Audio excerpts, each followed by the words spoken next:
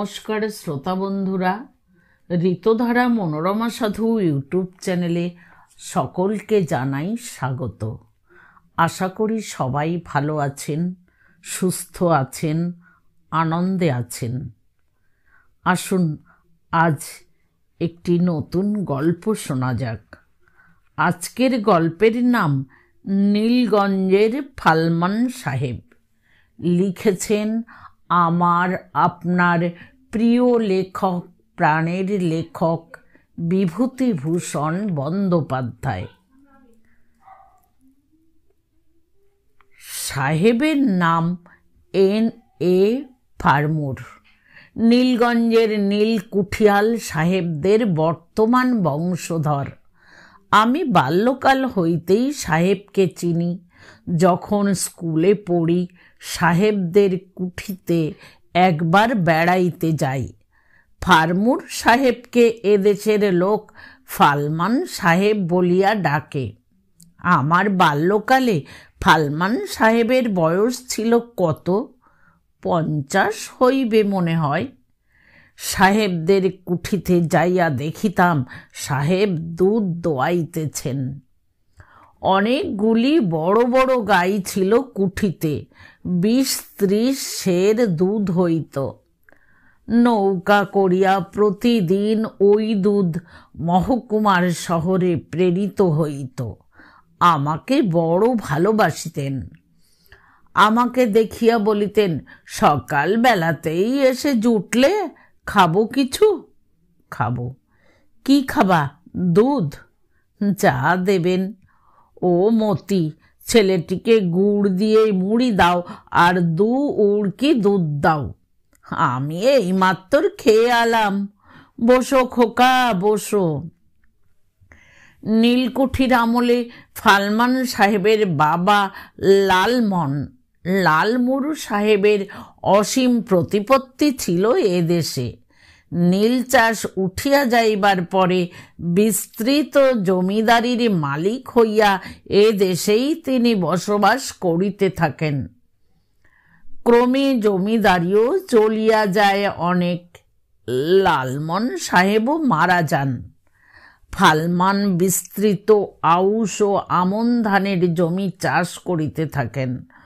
বড় বড় গরু পুষিতেন, সেই সঙ্গে হাঁস, মুরগি, ছাগল ও ভেড়া। সাহেবের কুঠিতে সারি সারি ধানের গোলা ছিল 20-30টা। জমিদারিও ছিল।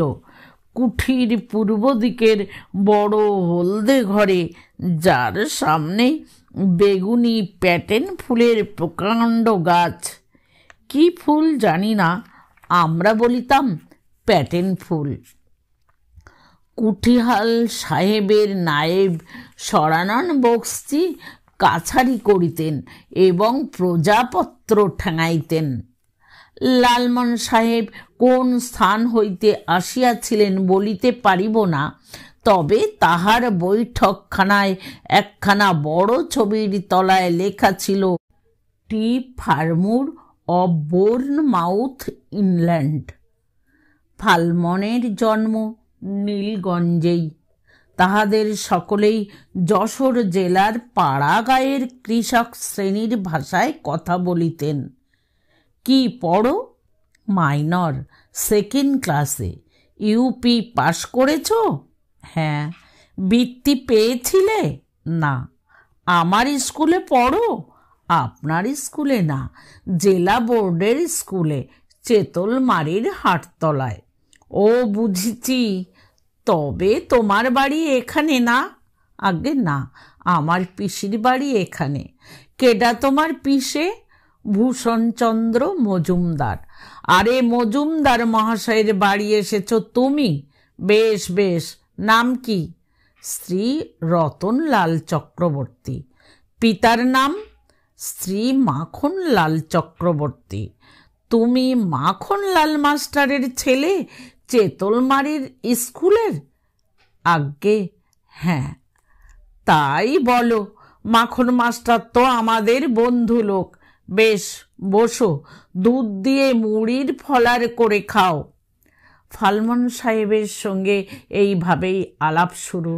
তা বাদে মাঝে মাঝে সাহেবকে চিতলমারির খড়ের মাঠে আমিনকে সঙ্গে লইয়া জমি মাপিতে দেখিয়াছি। কতদিন নৌকায় লোকের সাহায্যে পটল কুমড়া বোঝাই করিতে দেখিয়াছি। লম্বা এক হারা সাহেবী চেহারা, ভুঁড়ি একদম নাই, গায়ে 1 আউন্স চর্বি নাই কোথাও। গোপ জোড়াটা বড্ড লম্বা, দৃঢ় চোয়াল, সবই ঠিক সাহেবী ধরনের। কিন্তু পোশাকটা সব সময় সাহেবের মতো নয়, কখনো ধুতি, কখনো কোট প্যান্টের উপর মাথায় তালপাতার টোকা। শেষোক্ত বেশটা দেখা যাইত যখন ফালমান মাঠে চাষবাসের তদারক করিতেন। কৃষাণ ছিল সংখ্যায় 30-35, লাঙল গরু 40 খানা, 8-10 খানা গরুর গাড়ি। অত বড় ফলাও চাষ সাধারণ কোনো বাঙালি গৃহস্থ চাষি কল্পনাও করিতে পারে না। তালপাতার টোকা মাথায় কৃষকদের কাজকর্ম দেখাশোনা করিতেন বটে, কিন্তু হুকোয় তামাক খাইতে কখনো দেখি নাই। পাইপ সর্বদা মুখে লাগিয়াই থাকিত। কৃষাণদের বলিতেন, বাবলাতলার জমিগুলোতে দেয়ার, অর্থাৎ দ্বিতীয়বার চাষ দেবা কবে ও সোনাই মণ্ডল? তা দেও, আর দেরি করবা না, রস টেনে গেলি ঘাস বেঁধে যাবে আনে। তখন লাঙল বেশি লাগবে, এখনো ভুঁইতে রস আছে। সোনাই মণ্ডল হয়তো বলিল, বাবলাতলার ভুঁইতে পানি আর কনে সাহেব? কে বললে আপনারে? নেই, কাল সাঝের বেলা আমি আর প্যাট সাহেবের শালা এখানেই বরাবর থাকিত, দেখিতাম। চাষবাসের কাজ দেখে। যায়নি বুঝি? ঝা পানি আছে, তাতে কাজ চলে যাবে আনে। ছোলা কাটতে হবে এবার, এখনো দানা পুরুষ্ট হয়নি, আর 4-5টে রোদ খাক, সময় হলি বলবো। এই সময় নদীপুরের গোপেশ্বর বৈরাগীকে মাঠের পাশের পথ দিয়া যাইতে দেখিয়া মাথার টোকাটা কপালের উপর 2 আঙুল দিয়া একটু উঁচু করিয়া তুলিয়া বলিলেন, ও গোপেশ্বর শোনো, ও গোপেশ্বর। গোপেশ্বর আসিয়া বলিল, সেলাম সাহেব। সাহেবের দুর্দণ্ড প্রতাপ এ অঞ্চলে, কারণ অধিকাংশই তাহার প্রজা। যাচ্ছ কনে? যাব একবার পাঞ্চিতে। মেয়ের খবর পাইনি অনেক দিন, জামাইডা কেমন আছে দেখে আসি। পেট জোড়া পিলে তার, গত অঘ্রাণ মাসে যায় হয়েছিল। ম্যালেরিয়া? তা আমরা কি বুঝি, তাই হবে। বেশ, একটা কৃষ্ট বিষয় গান করে শুনিয়ে যাও দিকি। কৃষ্ট বিষয় কিংবা শ্যামা বিষয়? না, তুমি বোস্টম টুম আবার বুঝি শ্যামা বিষয় গাইবা না? যা মন চায় একখানা শোনাও, বড্ড রোদ পড়ছে, শরীরের কষ্ট হয়েছে বড্ড। বসো এই পিটুলি তলার ছাওয়া পানে। গোপেশ্বর গান গাহিতে বসিয়া 2বার কাশিল। সাহেবের দিকে লাজুক দৃষ্টিতে 2-1বার চাইয়া পরে গান আরম্ভ করিল। কোনটি তোমার আসল রূপ শুধাই তোমারে। ফালমান সাহেব হাতে তালি দিতে দিতে বলিলেন, বাহ বাহ, বেশ গলা। দাশুরায় না নীলকণ্ঠ? নীলকণ্ঠ। দাশুরায় একখানা হোক না। সাহেবের আদেশ অমান্য করিবার ক্ষমতা কাহারও নাই এ অঞ্চলে, সুতরাং গোপেশ্বরকে আর একখানা গান গাহিতেই হইল। ভয়ে আকুল বসুদেব, দেখে অকুল যমুনা। কুলে বসে 2 নয়নে বাড়ি ঝরে, কোলে অকুলের কাণ্ডারি তাও জানে না। একবার ভাবি যদি বর্তমান কংসের পদে, দৈবে দয়া যদি হতো পাষাণ হৃদে। তা হয় না আর, গেল একুল ওকুল দুকুল, কুলের তিলক রাখতে কুল পেলেম না। ভয়ে আকুল বসুদেব, দেখে অকুল যমুনা। ফালমান সাহেব চক্ষু মুদিয়া পাইপ টানিতে টানিতে গান শুনিতেছিলেন। আবার গোপেশ্বরের পিঠ চাপড়াইয়া বলিলেন, বাহ বাহ, দাশুরায়ের গানের কাছে আর সব কিছু লাগে না। কি রগম, কি ওরে বলে গোপেশ্বর, অনুপ্রাস? ওই যা বললে, ভারী চমৎকার, লাগতেই হবে যে। দাশুরায়, আজ উঠি সাহেব। আচ্ছা এসো। ফালমান সাহেবের কাছারি ঘরে রাম শ্যামকে মারিয়াছে। শ্যামের গরু যদুর পটলের ক্ষেত নষ্ট করিয়াছে। এই সব গ্রাম্য মামলার বিচার হইত। বিচার সাধারণত করিত নায়েব সরানন বক্সি।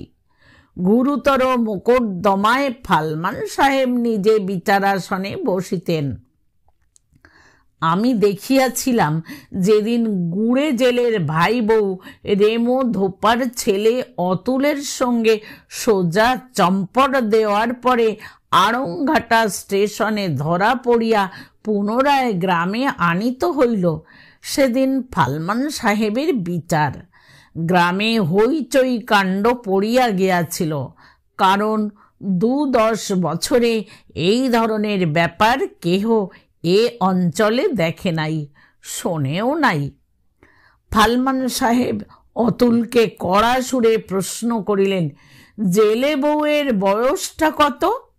অতুল কাঁপিতে কাঁপিতে বলিল, তা জানি নে সাহেব।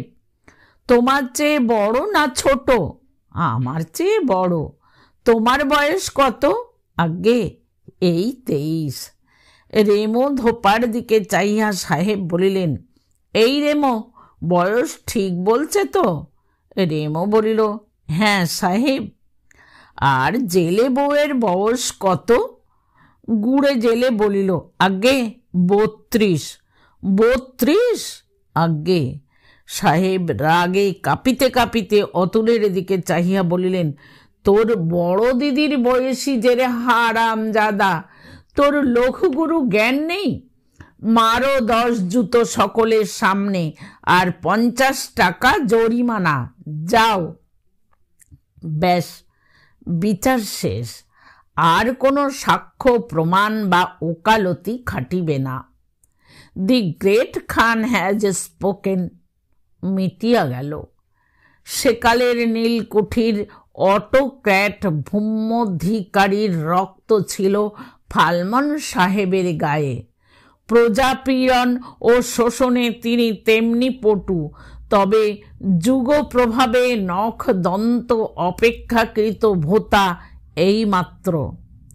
সেবার মস্ত বড় দাঙ্গা বাঁধিল বাগদিও জেলে প্রজাদের মাতলার বিলের দখল লইয়া। মাতলার বিল বরাবর বাগদি প্রজাদের কাজে বন্দোবস্ত করা ছিল রানী রাসমণি এস্টেটের স্বরূপনগর কাছারি থেকে। কখনো 1 পয়সা খাজনা আদায় হইত না। মামলা মোকদ্দমা করিয়াও কিছু হয় না। তখন রানী এস্টেটের নায়েব ভৈরব চক্রবর্তী মাতলার বিল 10 বৎসরের জন্য ইজারা দিলেন ফালমান সাহেবকে। সেলামি 1 পয়সাও নয়, কেবল সালিয়ানা 250 টাকা খাজনা। কারণ দুর্ধর্ষ জেলে ও বাগদি প্রজাদের কাছ থেকে বিলের দখল পাওয়াই ছিল সমস্যা। সাহেবের দ্বারা সে সমস্যা পূরণ হইবে, ভৈরব চক্রবর্তীর এ আশা ছিল, এবং সে আশা যে নিতান্ত ভিত্তিহীন নয়। বিল ইজারা দেওয়ার 1 পক্ষকালের মধ্যেই পদ্ম ফোটা মাতলা বিলের রক্ত রঞ্জিত জল তাহার প্রমাণ দিল। প্রকাশ ফালমান সাহেব স্বয়ং টোকা মাথায় দিয়া ঘোড়ায় চড়িয়া দাঙ্গা পরিচালনা করিয়াছিলেন। যদিও পুলিশ রিপোর্টে পরে প্রকাশ হইল দাঙ্গার সময় ফালমান সাহেব তার বড় মেয়ে মার্জরির টনসিল অস্ত্র করিবার জন্য তাহাকে লইয়া কৃষ্ণনগর মিশন হাসপাতালে যান। মামলাবাজ ও ধরনের আরেকটি লোক সারা জেলা খুঁজিলে পাওয়া যায় কিনা সন্দেহ। প্রায়ই মহকুমায় মামলা পড়িত। সাহেবের 4 দাঁড়ের ডিঙি 7টার সময় ছাড়িত কুঠিঘাট থেকে। ছইয়ের মধ্যে ফালমান সাহেব ও তার খাওয়ার জন্য ফলের ঝুড়ি, জলের কুজো, দুধের বোতল, নায়েব সরানন বাবু ও তার বিছানাপত্র, 2 জন মাঝি, তার মধ্যে একজনের নাম গোপাল পাইক, যাতে বাগদি খুব ভালো গান গাহিতে পারে, এই লইয়া তীর বেগে নৌকা ছুটিত 10 মাইল দূরবর্তী মহকুমার শহরের দিকে। হু হু করিয়া মুখর বাতাস বহিত। গাঙে সাহেবের প্রিয় অনুচার গোপাল পাইক প্রভুর ইঙ্গিতে নৌকার গলুইয়ের কাছ থেকে ছইয়ের কাছে সরিয়া আসিত। সাহেব বলিতেন, একটা কৃষ্ণ বিষয়ে কিংবা শ্যামা বিষয়ে গাও গোপাল। গোপাল অমনি ধরিত। নীলবরণী, নবীনা রমণী, নাগিনী জড়িত জটা সুশোভিনী, নীল নয়নী যিনি ত্রিনয়নী, কিবা শোভে নিশানাথ নিভাননী। তারপর গাহিত, কি করো শ্যাম নটবর, ছাড়ো যাই নিজ কাজে। গোপাল পাইক যাত্রা দরে অল্প বয়সে গাহিত। সাহেবের সঙ্গীত প্রিয়তার কথা শুনিয়া কিঞ্চিত পুরস্কার আশায় একদিন সে নীলগঞ্জের কুঠিতে গাহিতে আসে। গান শুনিয়া সাহেবের বড় ভালো লাগিল এবং সেই হইতে গোপাল সাহেবের এস্টেটের চাকুরিতে বহাল হইয়া গেল। 1 পয়সা খাজনা বাকি থাকিলেও যেমন সাহেবের এস্টেট হইতে নালিশ হইত, আবার ধরিয়া পড়িলে ক্ষমা করিতেও ফালমান সাহেব ছিলেন বিশেষ পটু। কতবার এরকম হইয়াছে। দুর্বুদ্ধি প্রজা ভবিষ্যৎ না ভাবিয়া কিংবা উকিল মোক্তারদের উৎসাহে নীলগঞ্জ এস্টেটের বিরুদ্ধে মামলা লড়িয়াছে। একবার ফৌজদারি, তারপর স্বাভাবিক নিয়মানুযায়ী দেওয়ানি, মহকুমা হইতে সাব জজ কোর্ট, সেখান হইতে আবার পুনর্বিচারের জন্য মহকুমার মুন্সেফ কোর্ট, এই করিতে করিতে প্রজা এস্টেটকে হয়রান করিয়া এবং নিজেও সর্বশান্ত হইয়া যখন জ্ঞান চক্ষু লাভ করিল, তখন হিতৈষী বন্ধুদের পরামর্শে কোর্টের বটতলাতেই একেবারে ফালমান সাহেবের পা জড়াইয়া উপুড় হইয়া পড়িল পায়ে। আরে কে? আজ্ঞে, আমি মুকুন্দ বিশ্বাস। সাহেব পায়ের ঝটকা মারিয়া বলিলেন, বেরো হারামজাদা, বেরো বেরো। ফালমান হিন্দি কথাই জানিতেন না, খাঁটি বাংলা ইডিয়মযুক্ত ভাষা ব্যবহার করিতেন, এবং সে শুধু এই জন্য যে নীলগঞ্জের কুঠি তাহার জন্মস্থান। এই গ্রাম্য আম জাম নিকুঞ্জ ছায়ার শ্যামলতায় ও কৃষকদের সাহচর্যে তিনি আবাল্যে লালিত পালিত ও বর্ধিত। ডরসেটশায়ারের ইংরাজ রক্ত ধমনীতে থাকিলেও মনে প্রাণে খাঁটি বাঙালি। ঊনবিংশ শতাব্দীর নিশ্চিন্ত শান্তি ও আলস্যের মধ্যে যাহার যৌবন কাটিয়াছে, সেই সচ্ছল বাঙালি জমিদার মুকুন্দ বিশ্বাস ডুকরাইয়া কাঁদিয়া উঠিল। ব্যাপার দেখিতে লোক ছুটিয়া ভিড় বাঁধাইল। সকলেই ভাবিল, সাহেব কি অত্যাচারী, গরিব প্রজাকে কি করিয়া পীড়ন করিতেছে দেখো। একেবারে এইভাবেই সর্বশান্ত হয়? ছি! কেহ বুঝিল না কিরূপ তেদর ও দুধে প্রজা মুকুন্দ কলু। কি চাই? কি? সাহেব, মা বাপ, ধরম বাপ, মোরে বাঁচাও ধরম বাপ। কেমন মোকদ্দমা করবি নে? কর ছানি। শুনছেন ও হরিশবাবু? শোনেনি দিকি? চোগা চাপকান পরনে বড় উকিল হরিশচন্দ্র গাঙ্গুলি ঘটনাস্থলের কিছু দূর দিয়া যাইতেছিলেন। সাহেবের আহ্বানে নিকটে আসিতে আসিতে বলিলেন, গুড মর্নিং মিস্টার ফার্মোর। বলি, ব্যাপার কি? আরে দেখেন না কাণ্ডখানা। চেনেন না মুকুন্দ বিশ্বাসকে? পাঁচপোতার মুকুন্দ বিশ্বাস, বদমায়েশের নাজির। ওর বদমায়েশি দেখতে দেখতে মাথার চুল আমি পাকিয়ে ফেললাম হরিশবাবু। ওরে আর আমি চিনি নে। শুনুন তবে। আরে নায়েব মশাই, বলুন দিকি সব খুলে। সব শুনিয়া হরিশবাবু মুকুন্দ কলুকে ধমক দিয়া কিঞ্চিত সদুপদেশ দিলেন। সাহেবের বিরুদ্ধে মামলা তাহার মতো টেনা পড়া লোকের পক্ষে? যাক, যাহা হইবার হইয়াছে। সাহেব নিজ গুণে এবারটি গরিবকে মাপ করিয়া দিন। সাহেবকে হরিশবাবু জিজ্ঞাসা করিলেন, আজ বুঝি ডিক্রির দিন? নিশ্চয়। ও এতদিন আমার সঙ্গে একটা কথা কইত না, আজ একেবারে পায়ে ধরেছে। সরানন বক্সি বলিল, শুধু পায়ে ধরা নয়, একেবারে মরা কান্না কেঁদে লোক জড়ো করে ফেলেছে। সাহেব জনতার উদ্দেশ্যে বলিলেন, এই যাও সব এখান থেকে। এখানে কি? চলে যাও সব। হরিশবাবু উকিলও সেই সঙ্গে যোগ দিয়া কহিলেন, হ্যাঁ, তোমরা কেন এখানে বাপু? কাছারির সামনে ভিড় করো না, হাকিম চটবেন। যাও এখন। এখানে কি ঠাকুর উঠেছে?